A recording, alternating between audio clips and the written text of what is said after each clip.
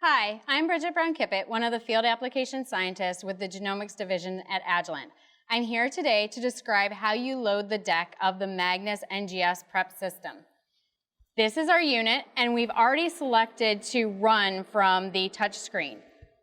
We are going to select the protocol, so currently we're going to do Sure Select XTHS for Illumina, and we are also choosing the option to get an intermediate QC aliquot. We will click Next by clicking on the right arrow, and it will move to the next screen. On this screen, we will select whether we have high quality or FFPE DNA, as well as the input amount. For today, we will choose high quality, as well as 200 nanograms of input. Click the Next on the arrow, and now we are going to start setting up the deck.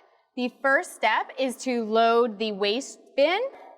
You pull out the bin from the instrument and you add the one from the consumables box. These are single use. Make sure that the barcode is facing to the back and that the angle of the bin is so that the larger side is on the right. You put it into the bin and shut the door so that it clicks. We'll click Next. And now we are going to load the heater shaker magnet plate. This is also found in the consumables box. It is located in the back left corner. You're going to want to push it to the left and insert it just as the diagram shows on the touch screen. The one thing that is nice about the touch screen, if you haven't noticed, is that it indicates the direction of the barcodes as you're loading it, as well as the placement on the deck. So we'll click Next, and we're going to actually add the thermal cycler seal.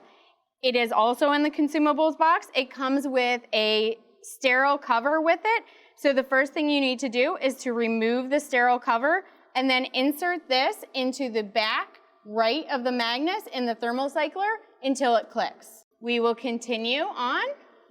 The next thing is to add the PCR plate, also found in the consumables box. We'll face the barcode to the front, and there's some information when you load this into the deck. You want to make sure that it's level, so we will push to the middle and then the outside four corners.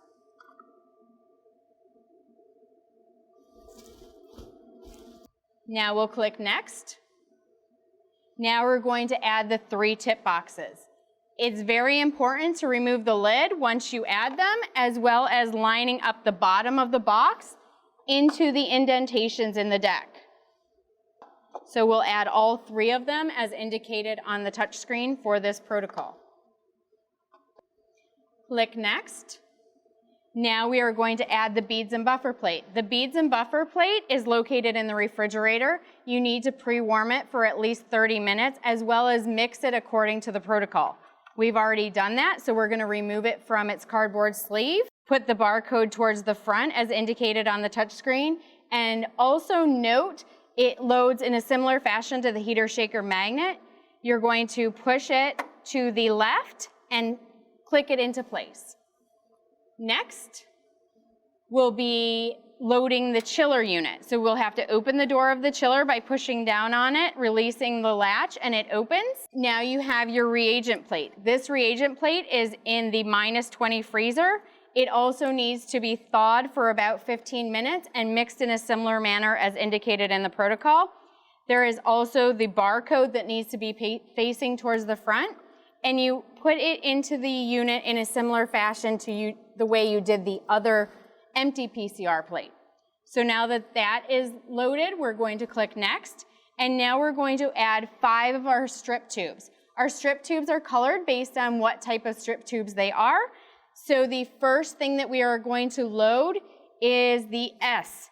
This is where you would put your fragmented sample. So the S is purple. It lines up with the purple as indicated in the Magnis, as well as the barcode faces towards you. It's a common theme here. All of the barcodes pretty much face to the front. The next thing we're going to add is the indexes. So the indexes are in a black strip tube. Be sure to note what index you're using. So in this case, we're using A3. It's very important when you're setting up your sequencer. Barcode faces towards you, and you add that where the Magnis indicates the black strip goes. The next one are your probes. Your probes are located in white strip tubes, labeled P, barcode towards you. Place that in the third slot. We'll skip the next slot, nothing's needed for this protocol, and now you have 2 strips to add. You have a quality strip that is optional. We indicated when we set up this run, we checked the initial box to get the intermediate QC aliquots. This is the strips that required. If you don't check that box, you don't need to add this strip. So barcode towards us, added into the 5th position, and the last strip is the green strip for your final library. Barcode towards you, added into the 6th position. So you have the 3 strips, skip 1, and then 2 strips, and that's how the diagram shows in the magnet. We are going to push down to shut the chiller drawer, make sure that it's shut, and click Next. Now we are to close the instrument door. Click Next to indicate that we've done that. We need to verify that all of the tip boxes have their lids removed and that they're fully loaded with tips, which they are.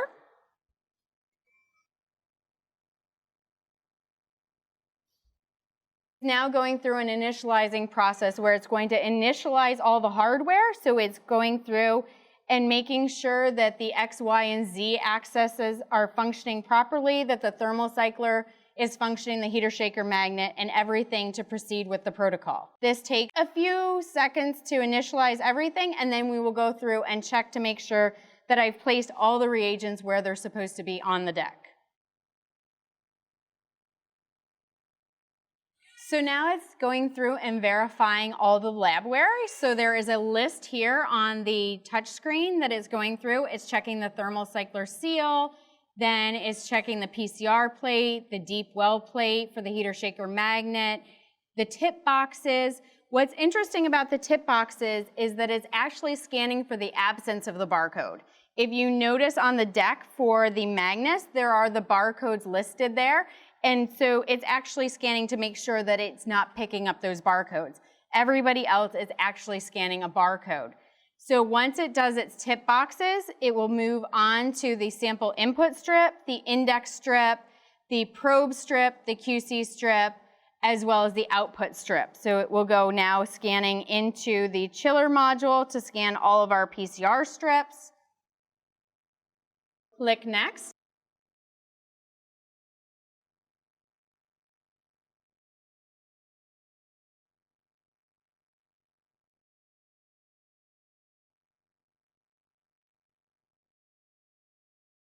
So after you click through and verify all of the sample information, you can end up with a run setup summary that lists the protocol that you're using, as well as the number of samples, whether or not you indicated for an intermediate QC strip to be completed, as well as the run mode.